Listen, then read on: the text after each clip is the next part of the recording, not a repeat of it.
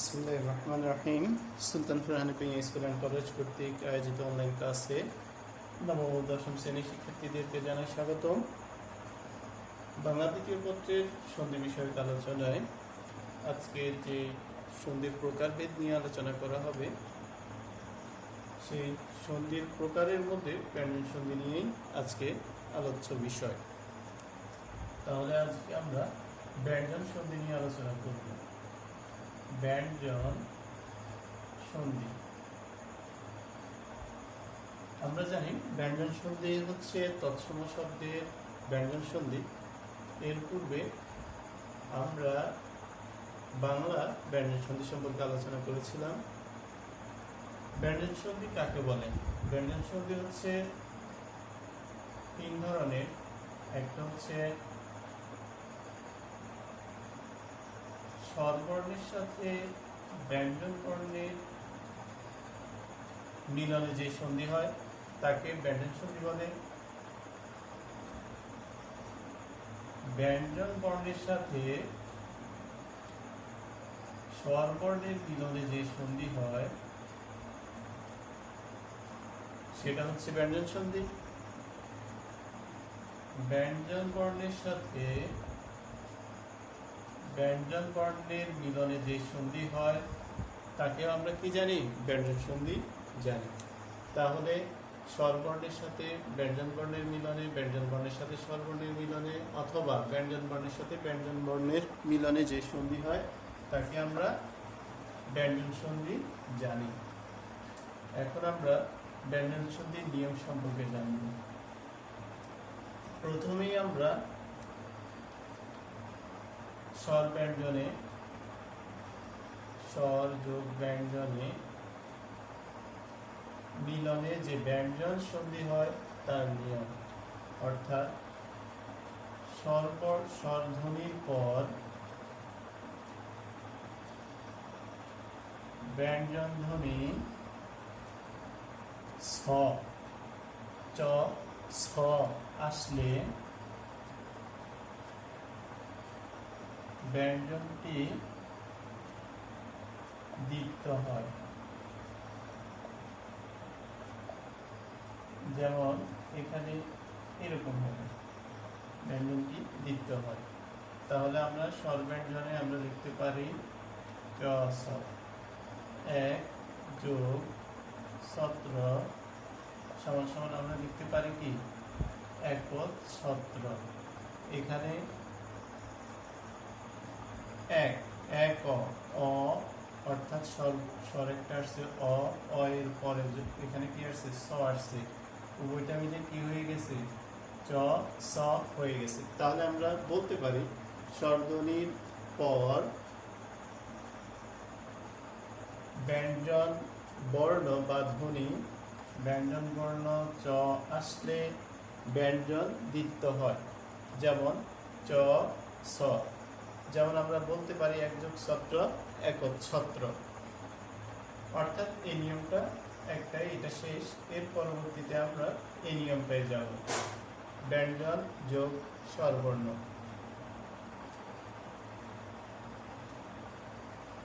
ব্যঞ্জন যোগ স্বরবর্ণ অর্থাৎ ব্যঞ্জনের পরে যদি স্বরবর্ণ আসে তাহলে কি হয়? আমরা এই নিয়মটা হচ্ছে এমন, বর্গের আমরা জানি বর্গ 5টা, ক বর্গ, চ বর্গ, ট বর্গ, ত বর্গ, প বর্গ।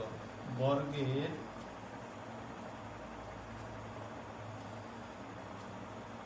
ব্যঞ্জনে বর্গের পর স্বর ধ্বনি আসলে, স্বরধ্বনি বা স্বরবর্ণ আসলে বর্গের তৃতীয় বর্ণ হয়। অর্থাৎ আমরা বলতে পারি এটাকে 1 থাকলে 3, অর্থাৎ বর্গ হচ্ছে ক বর্গ, চ চ বর্গ, ত বর্গ, ত বর্গ, ক বর্গ, এগুলো হচ্ছে বর্গ। এরপরে খ, গ, আচ্ছা 3 পর্যন্ত লিখতে হবে। চ বর্গ, ট, ঠ, ড, এরপরে ত, থ, দ, প, প, ভ। অর্থাৎ ব্যঞ্জন বর্ণের পরে যদি স্বরবর্ণ আসে তাহলে বর্গের ক এর জায়গায় কি হবে? তৃতীয় বর্ণটা হবে, অর্থাৎ বর্গের তৃতীয় বর্ণ যেটা আছে সেটা হবে। যেমন আমরা উদাহরণ দিলে বুঝতে পারি, যেমন হচ্ছে দিক যোগ অন্ত সমান আমরা লিখতে পারি দিগন্ত। এখানে কি আছে? ক আছে, এর পরবর্তীতে কি আছে? অ আছে, ক যোগ অ। তাহলে বর্গের যদি কোনো বর্ণ আসে ব্যঞ্জনে, তখন ওই বর্গের তৃতীয় যেটা, অর্থাৎ 3 নম্বরে যেটা থাকবে তৃতীয় বর্ণটা হবে। এখানে কি হয়ে গেছে? দিক যোগ অন্ত, এখানে স্বর আসছে অর্থাৎ স্বরধ্বনি আসছে দিগন্ত। এখানে কয়েক জায়গায় কি হয়ে গেছে? গ হয়ে গেছে। এটা হচ্ছে কি ব্যঞ্জন ও স্বরবর্ণের নিয়ম। এখন আমরা ব্যঞ্জনে মিলনে যে সন্ধি হয় সে সম্পর্কে জানব। ব্যঞ্জনে ও ব্যঞ্জনের মিলনে যে সন্ধি হয় এ বিষয়ে কয়েকটা নিয়ম আছে। আমরা এটাকে আশা করি 2টা পর্বে বিভক্ত করব। আমরা এখন ব্যঞ্জনে ও ব্যঞ্জনের মিলনে যে সন্ধি হয় সেটা নিয়ে আলোচনা করতেছি। সেই ক্ষেত্রে আগে সহজভাবে একটা জিনিস আমরা ত এর সংক্ষিপ্ত রূপ হচ্ছে খণ্ড ত, এরপর হচ্ছে দ, এটা নিয়ে একটু আলোচনা করি। এটা নিয়ে 7টা নিয়ম হয়, এটা নিয়ে একটু আলোচনা করি। 1, ত খণ্ড ত অথবা দ এরপর যদি চ অথবা স থাকে তাহলে ত ও দ স্থানে চ হয়, ত ও দ স্থানে কি হয়? চ হয়। আর উভয়টা মিলে কি হয়? চ চ হয়। যেমন উৎ যোগ ছেদ সমান সমান কি হবে? খণ্ড তো আসছে, তাহলে উচ্ছেদ। উৎ যোগ ছেদ সমান সমান কি? উচ্ছেদ। এরপর ত খণ্ড ত দ, এরপর কি আসলে? ড অথবা ড আসলে ত দ স্থানে ড হবে। আর পরবর্তীতে যদি এটা থাকে তাহলে এখানে আরেকটা লেখা যায় চ চ অথবা চ স। যদি চ আসে তাহলে এটা, আর স আসলে এটা। আর চটা আসছে কোথা থেকে? এখান থেকে। চটা আসছে এখান থেকে। তেমনি ভাবে ড এটা সবার সাথেই থাকবে শুরুতে। যদি এটা আসে তাহলে এখানে ড আরেকটা যুক্ত হবে। এটাকে এরকম ভাবে লেখা যায়, অর্থাৎ রেফ না, এটা কিন্তু ড। যেমন আমরা একটা শব্দ সম্পর্কে জানি, চট্টগ্রাম কিভাবে লেখে? চট্টগ্রাম। এখানে ট এর নিচে রেফ না, ট এর নিচে হচ্ছে ট, চট্ট। ট এর নিচে আরেকটা ট আছে। 2 টকে কিভাবে লেখে? এরকম ভাবে লেখে ড ড, অথবা আমরা এরকমও লিখতে পারি ড ড অথবা ড এরপরে ড। এর পরবর্তীতে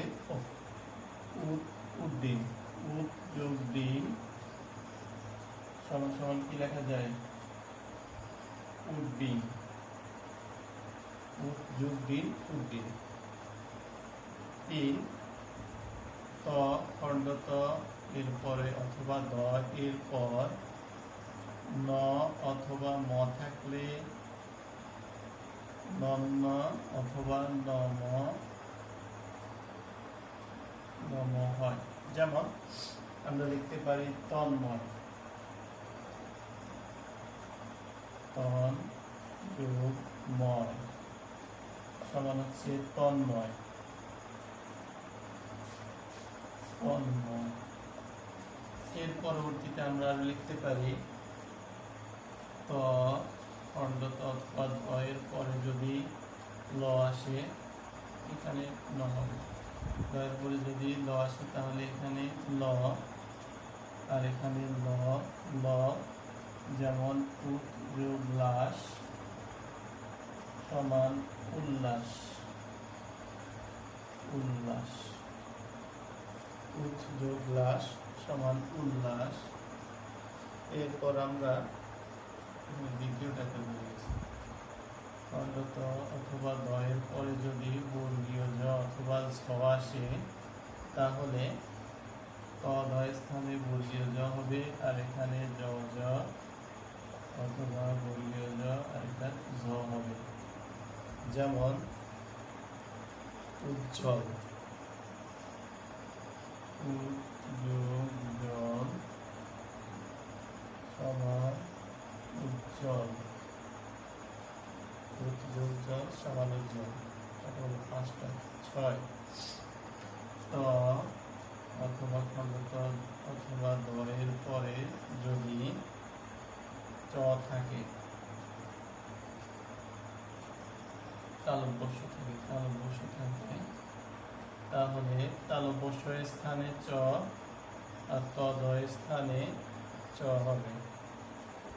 যেমন উচ্ছ্বাস, অর্থাৎ এখানে চ চ হয়ে যাবে। যেমন উত যোগ শ্বাস সমান কি হবে? উচ্ছ্বাস।